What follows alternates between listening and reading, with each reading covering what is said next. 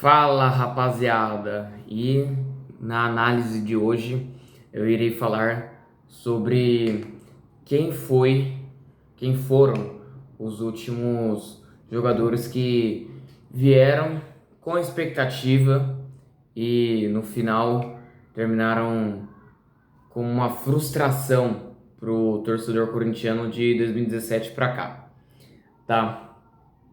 Antes disso, peço algumas coisinhas para você. Deixa o seu joinha aí para você que está me assistindo.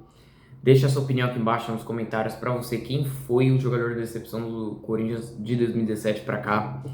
Se inscreve no canal se você ainda não é inscrito, é de graça, não custa nada. Você só vai apertar ali o botão de inscrito. Pronto, você já vai estar inscrito e fazer parte do canal do corintiano, tá? E também ativa o sininho das notificações para você não perder nada, tá certo?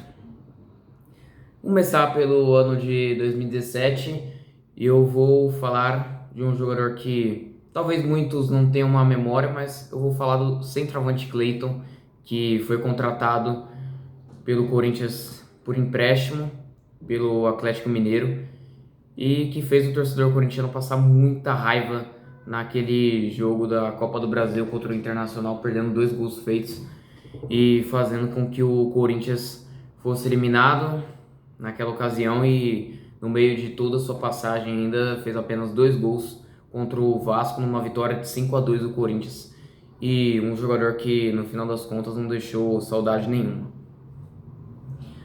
2018, eu tô falando de um jogador que veio do Real Madrid, por isso foi criada uma expectativa em cima dele, mas que um jogador que malemar conseguiu jogar e que não tem um lance memorável dele pelo Corinthians. Estou falando de Sérgio Dias, certo? 2019, volante campeão da Libertadores pelo Grêmio e que acabou que custando caro os cofres do Corinthians e no fim das contas ainda acabou processando o Corinthians ainda. Estou falando do volante Ramiro, foi contratado na época.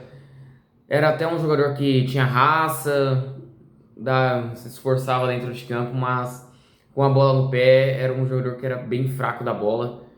E o torcedor corintiano não sente saudade nenhuma do jogador, e ainda teve passagens ainda no Cruzeiro e um monte de time e não rendeu em lugar nenhum.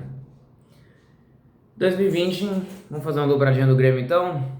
Então, falando do Luan, Rei da América, cara que foi contratado, falou que era torcedor corintiano desde criança, viveu de lampejos, mas de forma geral uma passagem bem abaixo do esperado, e hoje está no ranking de piores contratações da história do clube, junto com Pato, com Rojas, Júnior Moraes e entre outros jogadores que o Corinthians contratou, que só a misericórdia mesmo.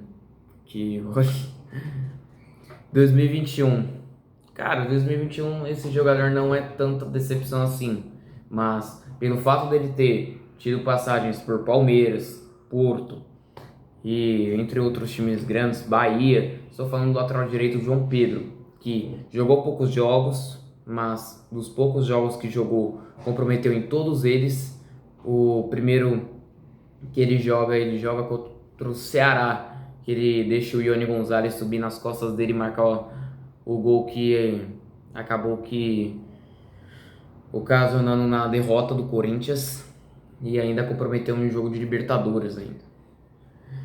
2022, por falar em jogo de Libertadores, estou falando do zagueiro Robson Bambu, que todos os jogos que jogou foi muito mal em todos, e ainda por cima quase fez com que o Corinthians fosse eliminado na fase de grupos da Libertadores, entregando um gol pro Always Red.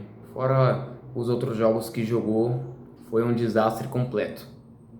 Fora que teve negócio lá de estupro, algo assim. Chegou atrasado na sua apresentação.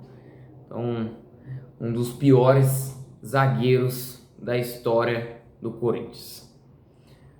2023, poupa tempo, né?